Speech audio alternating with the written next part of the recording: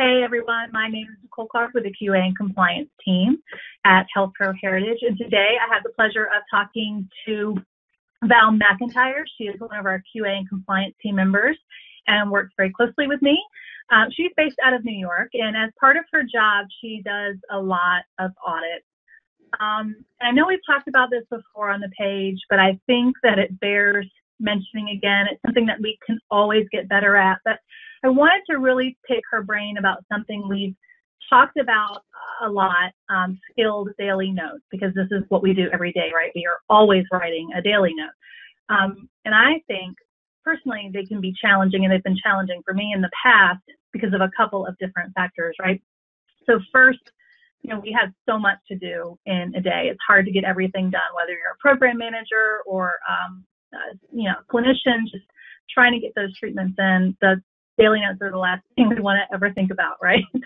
And then sometimes we really kind of have a hard time switching up what we're doing and changing our approaches with patients because of a variety of factors. Maybe we get in a rut, or maybe we just have somebody who's a little more challenging, or maybe we are changing it in some small incremental ways, but we're not really documenting those changes very effectively. And then our notes end up looking repetitive, right? So that sometimes means then our notes don't sound skilled when what we're actually doing with the patients are.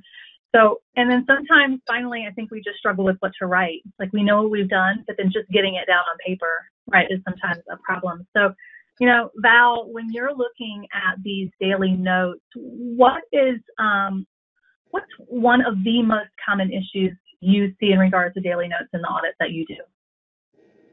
I do a lot of audits, so I do have to say I'm seeing a lot of repetitive daily notes.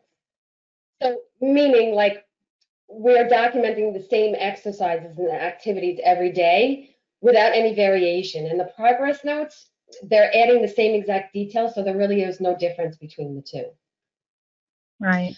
I think that we need to see more patient-specific daily notes, meaning how are the exercise being modified based on the underlying impairments? What parameters are we discussing and why, and how are we choosing them and why? How is pain impacting some of the exercises that they're performing on the patients? What teach-back is happening, meaning specifically patient education? What's the response to it? And what's the functions that's being addressed and how? Right. So lack of function in our daily notes and lack of therapist involvement, right? It's all about what the patient did, none about what the therapist did. Yeah.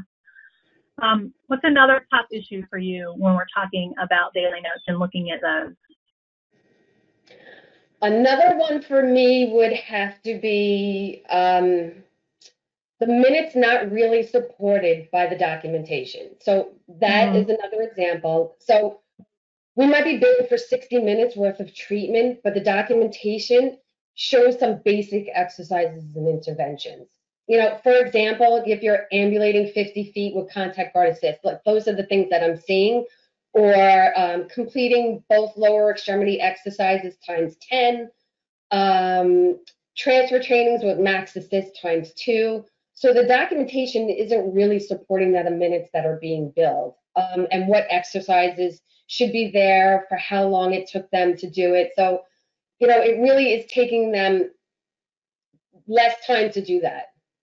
Like they really should be documenting more for it. It's so meaning that they're just writing that minimal detail doesn't really justify 60 minutes worth of bill. That little note could have taken 30 minutes. Right. Like we don't necessarily have to see we did exercises for this many minutes and then we walked for this many minutes. But we do have to have enough in our notes, right, to really show, yeah, I can kind of see where that might have taken an hour, right? Is that what you're saying? Yes. Yeah. Exactly. Yeah. And if we're only documenting that basic stuff, then yeah, you're right. That could have taken half as long. Yeah. All right. Well, thanks. We appreciate Val's time today. Thank you for joining us. And if you have any questions or concerns about your daily notes or want some additional tips, we actually have some great tools, as hopefully you all know by now. You can go to our file section in this page if you're one of our members and get to things like our daily note guide with examples. We have a ton of actual examples on there that can be great starting points and maps for your daily documentation. We've got a therapist progress report and UPOC guide with examples. That's a great way to show. She mentioned the progress notes a little while ago.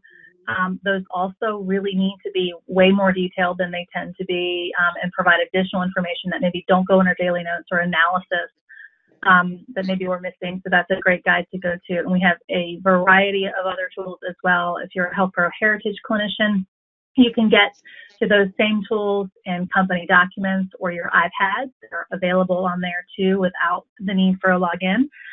So go check those out if you haven't checked them out today. Thank you so much, Val. Appreciate it. And let us know if you have any questions. Happy documenting.